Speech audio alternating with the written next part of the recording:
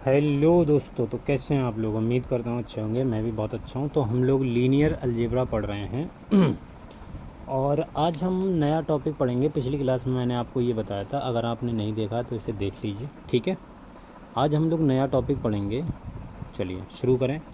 देखिए, नया टॉपिक है हमारे पास में जो आज का हेडिंग है और मोस्ट इम्पॉर्टेंट है। यहाँ से क्वेश्चन आना ही आना है, कन्फर्म है, ठीक है। तो इसको अच्छे से पढ़ लीजिए। देखिए क्या है नया topic, matrix of a linear transformation.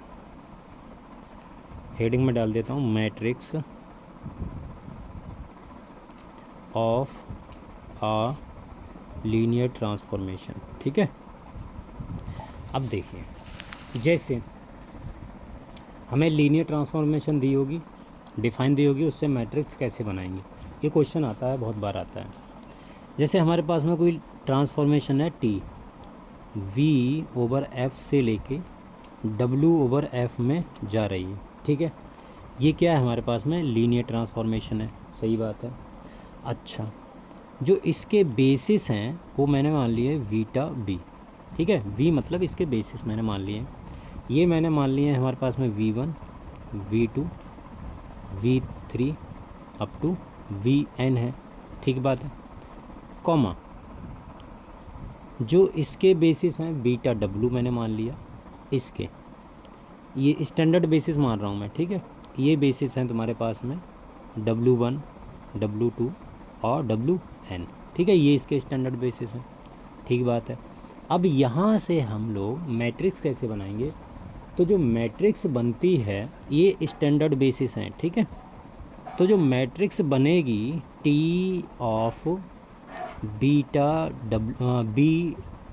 Beta V comma beta W, ये जो मैट्रिक्स बनेगी, ये जो मैट्रिक्स होती है वो इस तरीके से हम लोग डिनोट करते हैं, बीटा वी और बीटा डब्लू, ठीक है।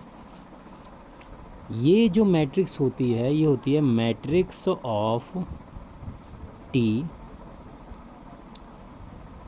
With respect to with respect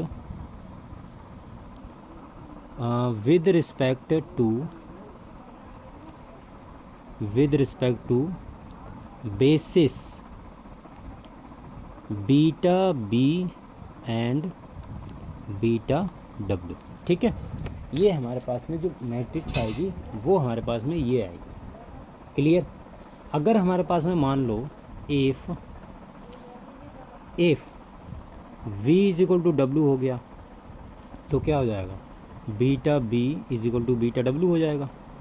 तो ये मान लिया मैंने सिंपल बीटा, तो मैट्रिक्स क्या बन जाएगी, मैट्रिक्स यहाँ पर फिर तुम्हारी मैट्रिक्स ही सिंपल बन जाएगी। कैसे, मैट्रिक्स बन जाएगी T beta B beta W comma, ये जो मैट्रिक्स बनेगी ये सिंपल बनेगी टी ऑफ बीटा, ठीक है।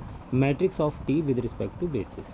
अच्छा, कैसे बनाते हैं, देखो एग्जांपल करते हैं तब ज़्यादा अच्छे से क्लियर होगा। जैसे देखो एग्जांपल है, पहला एग्जांपल ये है कि हमें टी दिया है P3 से P3 तक, P है ये, P मतलब पॉलिनोमियल है, ठीक है। अच्छा, और हमें डिफाइन दिया हुआ है T of P X is equal to P dash X, ठीक। अब हमें बनाना है कि मैट्रिक्स विद रिस्पेक्ट टू, अब देखो यहाँ पर दोनों जगह सेम है तो सिंपल बेसिस जो होगा वो एक ही होगा भाई, दोनों जगह P3 है। अगर मैं P3 की बात करूँ तो polynomial up two degree n, उसकी डायमेंशन कितनी होगी 4, भाई डायमेंशन कितनी होगी 4, आपको पता ना Pn की डायमेंशन कितनी होती है n+1, तो डायमेंशन 4 हो जाएगी। अच्छा, अब P3 के जो स्टैंडर्ड बेसिस होंगे वो क्या होंगे, बीटा की वैल्यू क्या होगी,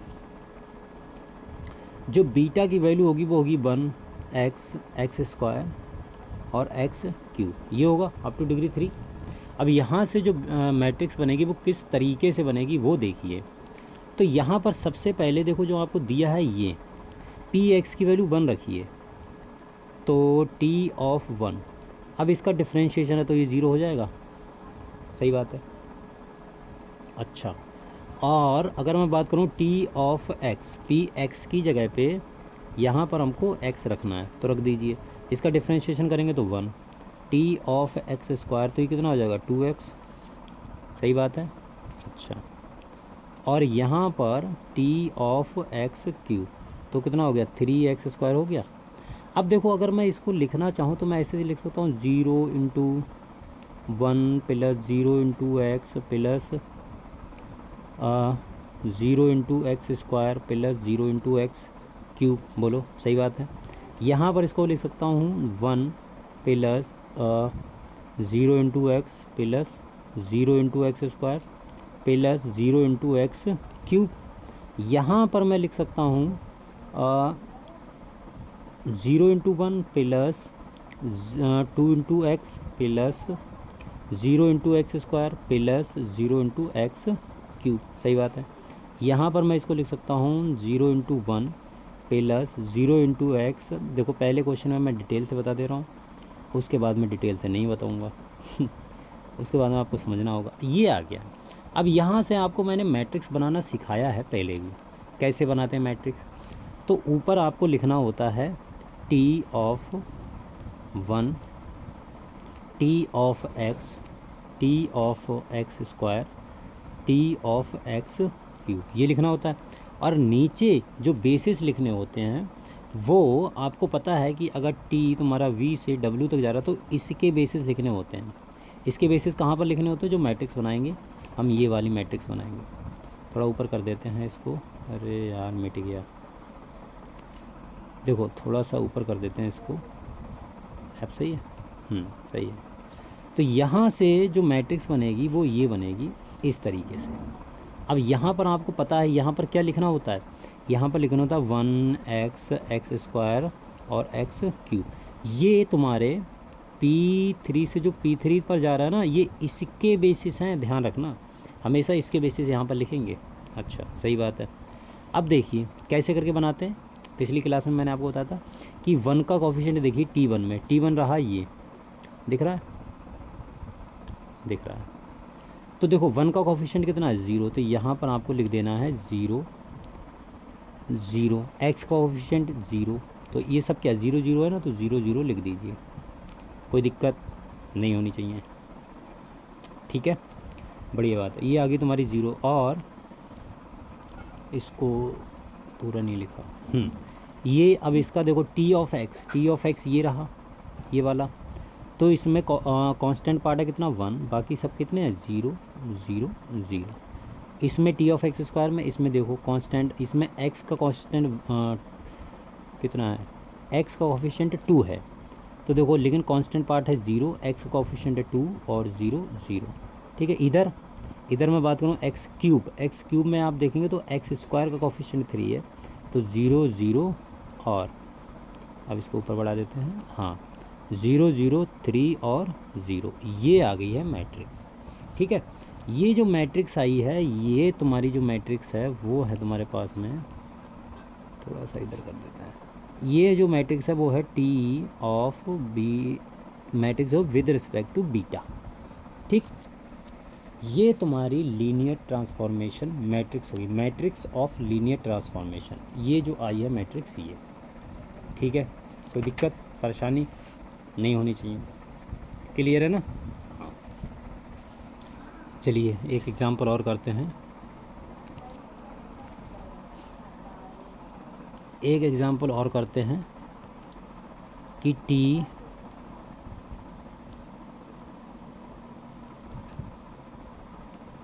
ऑफ पी एक्स प्लस 1, ठीक है, ये है। अच्छा, इसके स्टैंडर्ड बेसिस क्या होता है, देखो यहाँ पर हम सेम वेक्टर चला रहा है, अभी हमने चेंज नहीं किया, चेंज करेंगे तो देखना। अब देखो यहाँ पर अगर मैं बात करूँ तो बीटा क्या होगा, बीटा होगा तुम्हारे पास में 1x x² और x क्यूब, ठीक है। यहाँ से अगर मैं देखूँ t ऑफ 1 कितना आएगा, t ऑफ 1 तुम्हारे पास में आ जाएगा पी एक्स 1 डाला तो x प्लस 1 तो ये 1 ही हो जाएगा, इसमें तो कोई टेंशन वाली बात है नहीं, सिंपल। अच्छा, t ऑफ x डालो तो यहाँ x है तो यहाँ x प्लस 1 है तो ये x प्लस 1 हो जाएगा। टी ऑफ x² डालो तो x प्लस 1 का होल स्क्वायर, क्योंकि यहाँ पर x प्लस 1 है, सिंपल, तो ये क्या हो जाएगा x square plus 2x plus 1, इस तरीके से, ठीक है। अच्छा, और ये जो है तुम्हारे पास में है टी ऑफ एक्स क्यूब, तो ये कितना हो जाएगा एक्स प्लस 1 का क्यूब, तो ये कितना हो गया x cube plus 1 plus 3x और 1 प्लस एक्स, तो इसको और ओपन कर लो, तो ये x cube plus 1 plus 3x plus 3x square, ये हो गया सिंपल। अब यहाँ पे आप मैट्रिक्स बना दो, तो मैट्रिक्स आप बनाओ, देखो यहीं पर बना देते हैं। यहाँ आएगा तुम्हारा T of 1, T of x square, T of x cube, ये आ गया। यहाँ पर आएगा 1x x square x cube, ठीक है, इसका बेसिस आता है ये वाला। अच्छा, मैट्रिक्स क्या बनेगी, मैट्रिक्स बना दो, तो ये आ जाएगा तुम्हारा 1 0 0। अब बना लो आप, अब देखो इधर सिर्फ कांस्टेंट पार्ट 1 होगा, बाकी x का कोफिशिएंट भी 0 होगा, एक्स स्क्वायर है यार, ये एक्स स्क्वायर का कोफिशिएंट 0 होगा और एक्स क्यूब का भी कोफिशिएंट 0 होगा। सेम इसमें देखो, इसमें 1 आएगा, यहाँ पर 1 आएगा, क्योंकि x का कोफिशिएंट इसमें 1 है, ठीक है। बाकी सब ये 1 है, ये 1 है, बाकी सब 0 0। और इधर आएगा तुम्हारा 1 2 और 1 0, इधर आएगा तुम्हारा 1 और एक्स स्क्वायर का 3 है, एक्स क्यूब का कितना है, इसका एक्स का 3 है और एक्स स्क्वायर का भी 3 है और एक्स क्यूब का 1 है। तो ये मैट्रिक्स आ गई, इसे हम बोलते हैं linear transformation, matrix of linear transformation, right. हाँ, मेरे ख्याल से समझ में आ गई होगी, कोई दिक्कत वाली बात नहीं है, ठीक है।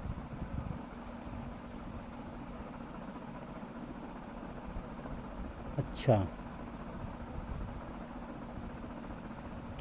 ठीक बात है।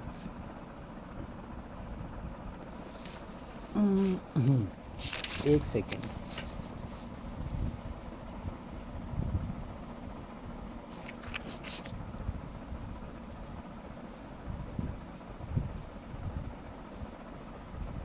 ओके, चलिए अगले बढ़ें, अगले बढ़ते हैं। हो गया ये क्वेश्चन, एक क्वेश्चन और करते हैं इसी टाइप का, आपको इजी रहेगा समझने में। जैसे t हमारा है P2 से P3 तक, एंड t ऑफ x इस तरीके से डिफाइन है 0 to x p of t dt plus p dash x plus p of 2, इस तरीके से डिफाइन है। अच्छा, अब देखो यहाँ पर अलग अलग है, यहाँ पर अलग अलग, अब आपको और अच्छे से समझ में आएगा कि यहाँ पर जो v है वो P2 है, यहाँ पर W है वो P3 है, तो v और W दोनों अलग अलग हैं। तो देखो बीटा 1, इसके स्टैंडर्ड बेसिस बीटा 1 मानना पड़ेगा मेरे को, तो ये क्या होगा, ये तुम्हारा बेसिस होगा 1x और एक्स स्क्वायर, और इसके मैंने मान लिए बीटा 2, तो बीटा 2 क्या होंगे 1x एक्स स्क्वायर और एक्स क्यूब, ठीक है, ये इसके स्टैंडर्ड बेसिस हो जाएंगे। अच्छा, अगर मैं t ऑफ, ये तुम्हारा px है, ठीक है, ये px है, तो यार इसको सही से लिख देते हैं यार, ठीक है, px है। अगर मैं यहाँ पर t ऑफ 1 डालूँ, मुझे डालना कौन से वेक्टर, ये वाले, भाई यहाँ से इसके स्टैंडर्ड बेसिस उठाते हैं वही तो डालते हैं, तो t ऑफ 1 इसकी जगह पे 1 आ जाएगा, तो ये सिंपल कितना हो जाएगा, ये तुम्हारा 0 to x, तो ये 0 to x और 1 dt, और p डैश x, तो ये तो 0 हो जाएगा, और ये तो कांस्टेंट पार्ट है तो ये तो 1 ही आ जाएगा, तो ये हो गया x प्लस 1। अच्छा, t ऑफ x कितना आ जाएगा, ये हो जाएगा, यहाँ पर जब t डालोगे तो t स्क्वायर इंटीग्रेशन करेंगे, तो ये 1/2x स्क्वायर, और यहाँ पर देखो डैश है तो इसका कितना हो जाएगा 1, और प्लस यहाँ पर कितना हो जाएगा p ऑफ x की जगह पे आपने जैसे आपने px की रखा है x, तो p ऑफ 2 कितना हो जाएगा 2, तो ये 2 हो गया सिंपल। तो यहाँ पर ये हो गया तुम्हारे पास में 2, और 1 पहले ही से है, तो मैं ऐड करके लिख दूँ, डायरेक्ट 3 लिख दूँ, कोई दिक्कत तो ना हो तो। अच्छा, t ऑफ एक्स स्क्वायर ये कितना हो जाएगा, यहाँ पर आप रखोगे यहाँ पर, तो x मतलब टी स्क्वायर का इंटीग्रेशन कितना होगा, ये होगा तुम्हारा t³/3 और 0 2x और प्लस यहाँ पर रखोगे तो कितना हो जाएगा, स्क्वायर रखा तो 2x हो गया। और यहाँ पर ये देखो p ऑफ x की जगह पे आपने रखा है x स्क्वायर, तो p ऑफ 2 कितना हो गया, 2 का स्क्वायर यानी 4, तो ये कितना हो जाएगा 4। ठीक है, इसको सॉल्व करेंगे तो क्या आएगा बताओ, ये आ जाएगा तुम्हारा x³/3 प्लस 2x प्लस 4। सही बात है, ये आ गया, सिंपल सी बात है। तो इसको मैंने इधर लिख देना है, इसको ऊपर कर लो, तो ये आ गया तुम्हारा 1/3x³ प्लस 2x प्लस 4, ये आ गया। अब मैट्रिक्स बनानी है आपको, देखो अब मैट्रिक्स ध्यान से बनाना क्योंकि अब सिस्टम अलग है। ये तुम्हारा है t of 1, t of x square, ठीक है। और इधर जो बेसिस लिखे जाते हैं वो ये लिखे जाएंगे, ठीक है ना। तो ये 1x स्क्वायर x³। अब यहाँ से देखो t ऑफ 1 में 1 यानी कांस्टेंट पार्ट कितना है t ऑफ 1 में, t ऑफ 1 में कांस्टेंट पार्ट है 1, x का कोफिशिएंट कितना है 1, बाकी सब 0 0, ठीक है। t ऑफ x ये रहा कांस्टेंट पार्ट 3 और x का कोफिशिएंट 0 और x स्क्वायर का 1/2 और ये 0। यहाँ पर 4 2 0 1/3, तो ये आ गई है तुम्हारे पास में मैट्रिक्स, ठीक है। क्लियर, कोई दिक्कत परेशानी तो नहीं है। अच्छा, तो ये हमारी आ गई है मैट्रिक्स ऑफ, इसको दूसरे कलर से लिख देते हैं, मैट्रिक्स ऑफ लीनियर ट्रांसफॉर्मेशन, ठीक है। मैट्रिक्स ऑफ लीनियर ट्रांसफॉर्मेशन ये आ गई है, सिंपल। बताओ सही बात है, सही बात है, कोई दिक्कत वाली बात नहीं है। चलो अगले बढ़ें। अच्छा, अब देखो क्वेश्चन है तुम्हारे पास में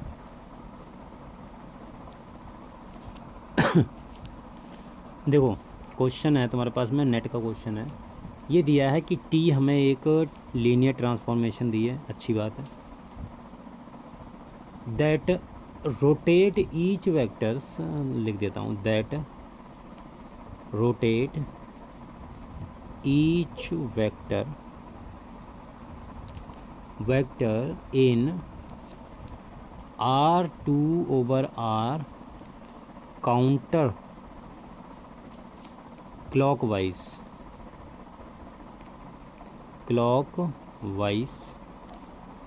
थ्रो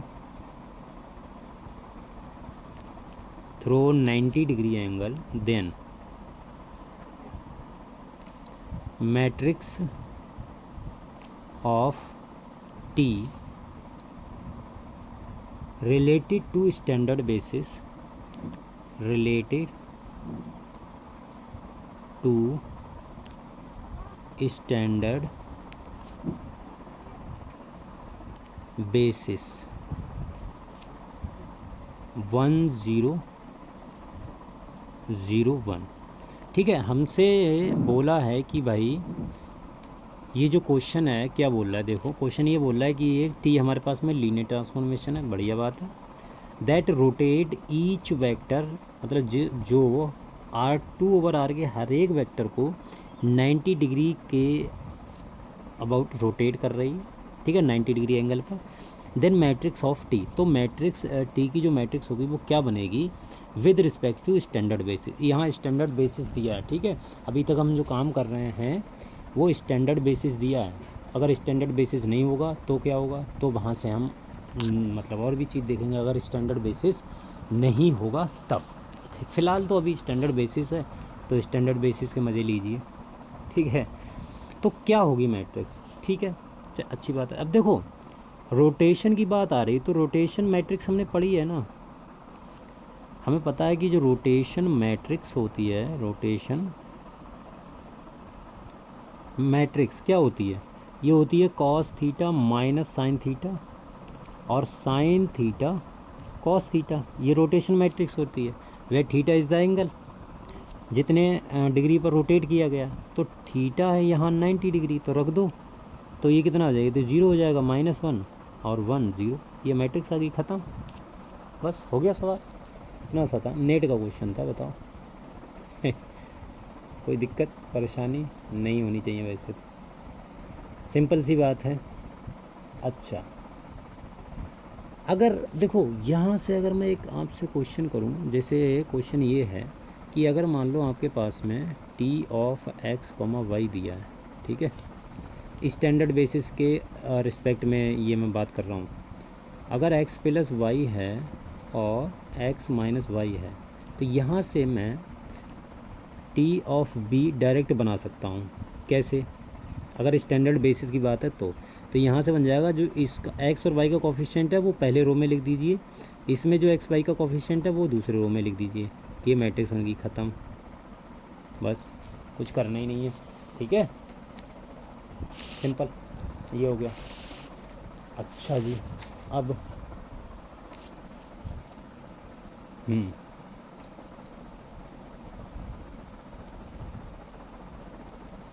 अब देखो कुछ प्रॉपर्टीज़ हैं, इनको लो, इन प्रॉपर्टीज़ को आप लोग ध्यान में रखना। प्रॉपर्टीज़ ये हैं, पहली प्रॉपर्टी ये है हमारे पास में कि हमारे पास में T1, T2 V से V में एक लीनियर ट्रांसफॉर्मेशन है, ठीक है, देन तो क्या क्या प्रॉपर्टी इन पे हो सकती हैं, तो पहली प्रॉपर्टी ये है कि आप T1 प्लस माइनस T2 जो मैट्रिक्स निकालेंगे विद रिस्पेक्ट टू बीटा, ये हमेशा आप बराबर लिख सकते हैं T1 with respect to beta और T2 with respect to beta, ठीक है, इस तरीके से आप हमेशा लिख सकते हैं। दूसरी, लैम्डा ऑफ टी ये दिया है, तो आप लैम्डा को बाहर निकाल सकते हैं, कोई दिक्कत वाली बात नहीं होगी। तीसरी, Tn ये मैट्रिक्स है विद रिस्पेक्ट टू बीटा, यहाँ आप ऐसा कीजिए, यहाँ आप ऐसा कीजिए कि T ऑफ बीटा फिर पावर लगा दीजिए n, where n is the natural number, ठीक है। अच्छा, ये हो गया। और चौथी ये है कि T1 इंटू T2 ये जो मैट्रिक्स है, इसे आप ये मान लो मल्टीप्लाई होके इस तरीके से बनाई गई है, तो इसे आप T1 beta into T2 beta ऐसे करके लिख सकते हैं। और पांचवी प्रॉपर्टी ये है कि ओके, अगर 0 बीटा है तो वो सिर्फ 0 होगी, ठीक है, और कोई सी मैट्रिक्स नहीं होगी। अच्छा, एक लास्ट और है, 6 है, इसको भी आप लोग ध्यान में रख लेना कि आई ऑफ बीटा ये हमेशा I N into I N के बराबर होगी।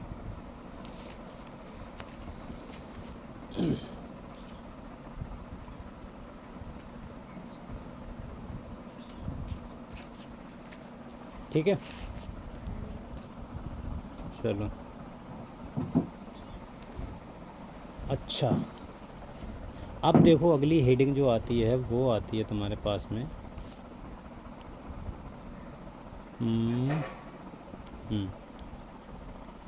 Change of basis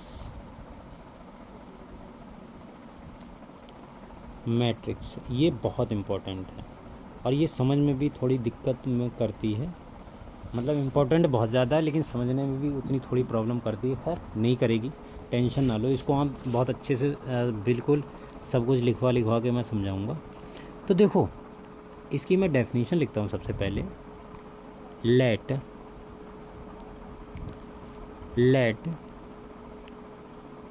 T V से डब्ल्यू में be a linear transformation and dimension of v is equal to n, ठीक है। रुक जाओ सर, मिटा के दिया। लेट टी वी से w में लिखा जाए भाई, V से W में एक लीनियर ट्रांसफॉर्मेशन है, ठीक है, and dimension of V is equal to dimension of W is equal to n, दोनों की डायमेंशन n है, ठीक है। देन बीटा वन जो कि इसका बेसिस होगा, मान लिया मैंने B1 B2 up to Bn, comma beta 2 ये किसका बेसिस होगा, W का, ये मैंने मान लिया W1 W2 up to Wn इसका बेसिस होगा, ठीक बात है। B2 स्टैंडर्ड बेसिस, ठीक, of V over F and W over F, ठीक बात है, अच्छी बात है। ये तो जानकारी हमें चलो थी भी पहले से। तो नई चीज़ क्या, नई चीज़ ये है, देन चेंज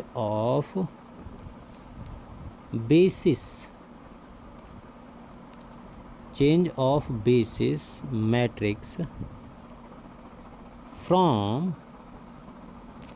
β1 टू β2, ये क्या होगी, ये तुम्हारे पास में होगी P जो मैट्रिक्स है वो होगी W1 with respect to beta, W2 with respect to β1 comma dot dot dot Wn with respect to β1, ये मैट्रिक्स आएगी change of matrix with respect to β1 to β2, ठीक है। और ये जो मैट्रिक्स आएगी वो n क्रॉस n की आएगी,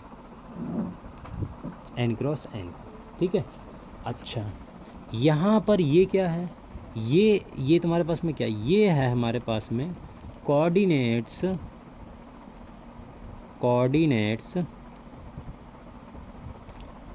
of W1 with respect to basis β1, ठीक है, विद रिस्पेक्ट टू β1, क्लियर। अच्छा, तो देखो यहाँ से अगर मैं बात करूँ, अभी हम जो मैट्रिक्स बना रहे थे वो बना रहे थे, अरे किधर गए, हाँ, अभी हम जो मैट्रिक्स बना रहे थे वो β1 से β2 में बना रहे थे, ठीक है। अब जो चेंज ऑफ मैट्रिक्स बनेगी ये तुम्हारी β2 से β1 में बनेगी, बोलो सही बात है। यानी इसका मतलब क्या है कि जो ट्रांसफॉर्मेशन है V से तुम W में कर रहे थे, तो चेंज ऑफ मैट्रिक्स बनेगी वो कहाँ बनेगी, W से B में, यानी इसका इन्वर्स एग्जिस्ट करेगा, बोलो सही बात है। अगर ऐसा होगा तो इसका इन्वर्स एग्जिस्ट करेगा, अगर इन्वर्स एग्जिस्ट करेगा इसका मतलब क्या है, जो P मैट्रिक्स है वो इन्वर्टिबल मैट्रिक्स है, हाँ या ना भाई, P जो है वो इन्वर्टिबल मैट्रिक्स है क्योंकि इन्वर्स एग्जिस्ट कर रहा है, इन्वर्स एग्जिस्ट कर रहा है तो इन्वर्टिबल होगी। अगर इन्वर्टिबल होगी तो इसका इन्वर्स किसके बराबर आ जाएगा, इसका इन्वर्स मतलब जो P है इसका इन्वर्स एग्जिस्ट करेगा, बिल्कुल सही बात है। अगर इसका इन्वर्स एग्जिस्ट करेगा मतलब अगर इन्वर्टिबल है तो इन्वर्स तो एग्जिस्ट करेगा ही, तो उसको मैं मान लिया मैंने Q है, चलो लिख देता हूँ वरना समझ में नहीं आएगा। चलो ये इतना समझ में आ गया। अभी देखो अगर नहीं भी समझ में आया थोड़ा सब्र रखो, आ जाएगा, क्लियर हो जाएगा। अभी हम एग्जांपल करेंगे तो क्लियरली यहाँ एक फ़िलहाल नोट कर लीजिए, clearly P is invertible then P inverse exist करेगा, उसको मैंने मान लिया Q। और ये Q है क्या, ये है, यही तो है चेंज ऑफ बेसिस, मतलब बेसिस को चेंज कर रहा, change of basis matrix from, पहले β1 से β2 जा रहा था, अब कहाँ जाएगा, β2 से β1, सही बात है। अच्छा देखो, अब इस कहानी को एग्जाम्पल के थ्रू समझना ज़रूरी है वरना समझ में नहीं आएगा। एक सेकंड रुकना, ज़रा पानी पी लेता हूँ।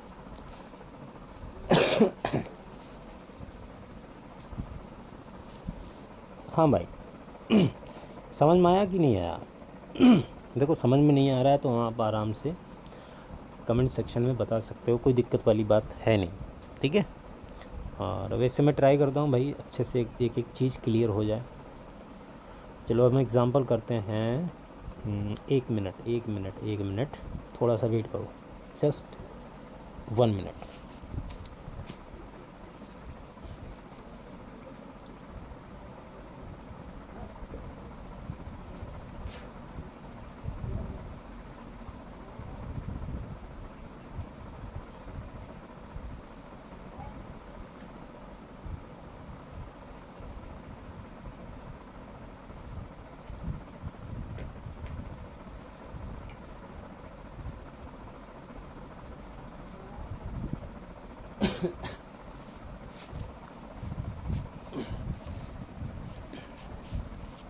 हाँ सॉरी। चलिए देखिए एग्ज़ाम्पल देखते हैं, आपको अच्छे से और क्लियर हो जाएगा। एग्ज़ाम्पल हमारे पास में क्या बोलता है, एग्ज़ाम्पल ये है कि हमारे पास में मान लो वेक्टर स्पेस है R है, ठीक है, अच्छी बात है। तो अगर मैं बीटा 1 की बात करूँ, जो इसका स्टैंडर्ड बेसिस होगा वो क्या होगा, E1 E2 और डॉट डॉट डॉट En होगा कि नहीं होगा, सही बात है।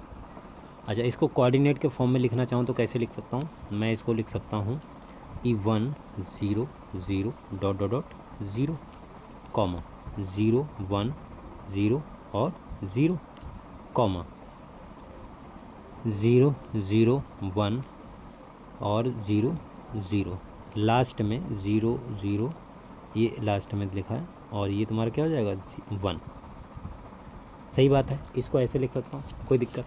अच्छा, अब मैंने मान लिया कि बीटा 2 बराबर जो स्टैंडर्ड बेसिस दिया है मुझे वो कुछ इस तरीके से है कि A11 A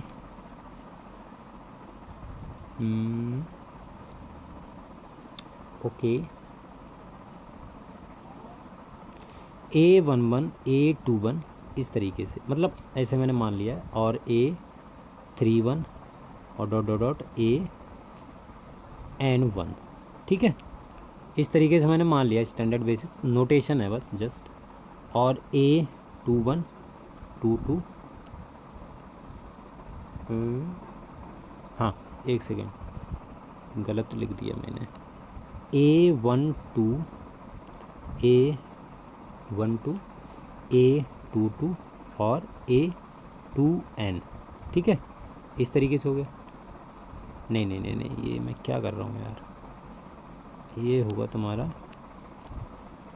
AN2, ठीक है, कॉमा इसी तरीके से जो लास्ट वाला हुआ वो मान लिया A1N और A2N और ये होगा ANN।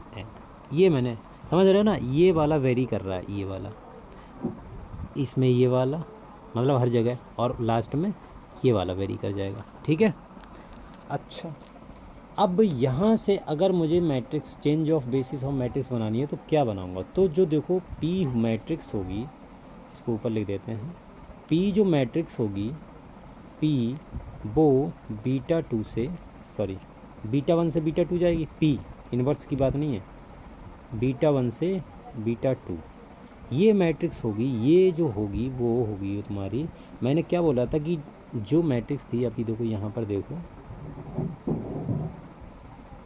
जो ये मैट्रिक्स देखो ये आई थी P, ये थी W1, और W किसका है, जो W1 with respect to beta 1, W2 with respect to beta 1 और WN with respect to beta n, ठीक है। जो V से W में जा रहा है उसके स्टैंडर्ड बेसिस का जो कोऑर्डिनेट है, ये कोऑर्डिनेट है ना, कोऑर्डिनेट ऑफ W1 का जो कोऑर्डिनेट है विद रिस्पेक्ट टू बीटा 1 वो यहाँ पर लिखा जाएगा। खैर देखो इसी सिलसिले को आगे बढ़ाते हुए हम लोग बात कर रहे हैं। अब देखो यहाँ से ध्यान से समझना, अब जो बनेगा वो क्या बनेगा, ये इसका मतलब ये लिखा जाएगा विद रिस्पेक्ट टू बीटा 1, ठीक है, विद रिस्पेक्ट टू बीटा 1। तो ये कैसे लिखा जाएगा, ये वाला ये लिखा जाएगा A11, ठीक है, A21 पहले कॉलम में, पहला कॉलम लिख रहा है ना कि ये W1 with respect to beta 1, फिर दूसरा कॉलम आएगा W1 व W2 with respect to beta 1, इस तरीके से। तो ये सेकंड कॉलम में, ये फर्स्ट कॉलम में, कॉलम नहीं कॉलम, ठीक है। तो ये कितना आ जाएगा, ये आ जाएगा A31 और इसी तरीके से AN1, सही बात है। फिर ये क्या आएगा, A12 A12 नहीं, ये 22 आएगा, 2 A22 और इसी तरीके से A2N N2 यार N2 और इसी तरीके से अगले बढ़ते चले जाएंगे तो ये 1N और ये तुम्हारा हो जाएगा 2N और इसी तरीके से ANN। ये मैट्रिक्स हो जाएगी N क्रॉस N की। ठीक है, ये जो आएगा। अच्छा, अब ये मैट्रिक्स आ गई। अगर मैं इसका देखो बीटा 1 के फर्स्ट, मतलब ये लिखा है ये वाला, अरे किधर जा रहा है ये, अगर मैं इससे इसका मल्टीप्लाई कर दूंगा तो मुझे क्या मिलेगा बताओ। अगर यहाँ पर मैं 1 0 0 डॉट डॉट डॉट 0 से मल्टीप्लाई कर दूंगा इसका, तो मुझे सिर्फ ये वाला कॉलम मिल जाएगा कि नहीं मिल जाएगा, बोलो।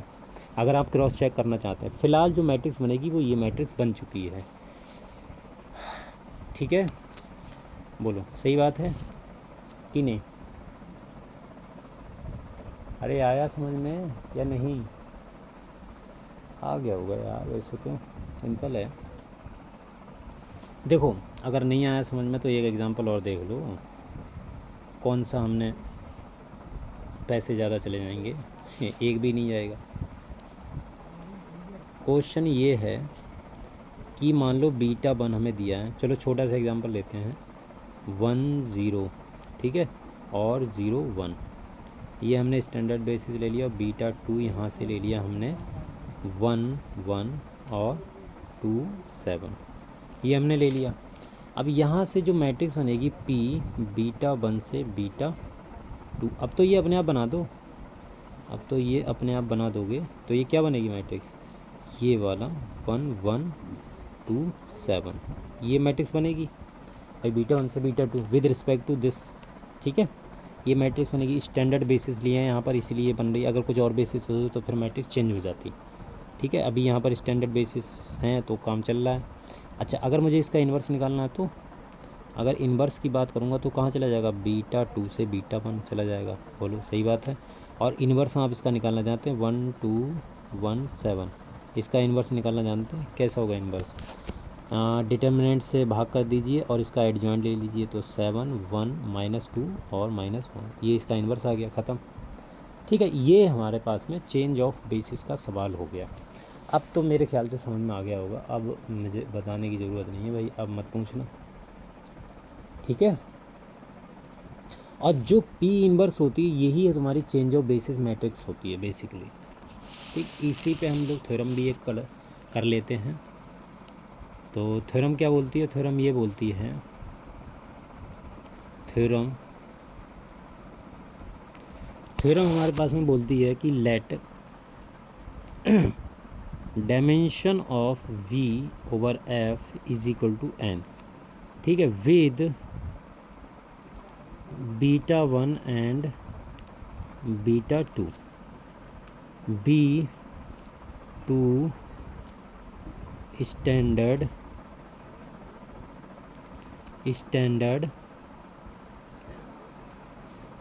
Ordered basis,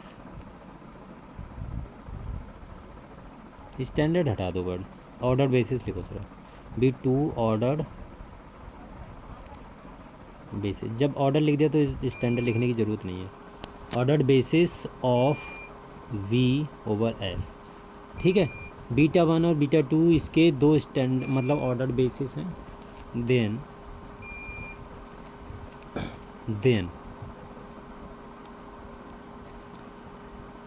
V beta 1 is equal to P V of beta 2।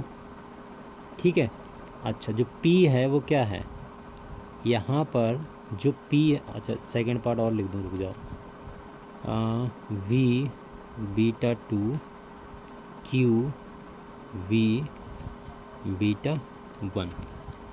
यहाँ पर जो P है, P ये है तुम्हारी चेंज ऑफ बेसिस मैट्रिक्स, जो बेसिस को चेंज करते हैं मैट्रिक्स बीटा 1 से बीटा 2 तक। और यहाँ पर जो Q है, मैंने अभी आपको बताया था Q क्या है, P इनवर्स है ना, ये है change of basis matrix, change of basis matrix from beta 2 से बीटा 1। ठीक है, ये तुम्हारी चेंज ऑफ बेसिस मैट्रिक्स है। अच्छा, हो सकता है ये थ्योरम तुम्हें अभी समझ में ना आई हो सकता है, कोई नई बात नहीं है। अगर नहीं समझ में आ रही है तो इसमें कोई बड़ी बात नहीं है। हम एक एग्ज़ाम्पल करेंगे जिससे आपको मैं गारंटी दे रहा हूँ कि बिल्कुल क्लस्टर एंड क्लियर हो जाएगा, कोई दिक्कत होगी नहीं। ठीक है, कोई दिक्कत नहीं होगी। इसी के साथ में हमारा लीनियर ट्रांसफॉर्मेशन वाला जो क्वेश्चन है वो ख़त्म भी हो जाएगा। फिर हमारे पास में मैट्रिक्स आएंगी और कुछ मैट्रिक्स हैं, मैं उनका तुमको बताऊंगा। उसके बाद में हम लोग एक हमारे पास में क्या बचेगा, अभी तो है ओके, अभी तो खैर है, नो डाउट, अभी है।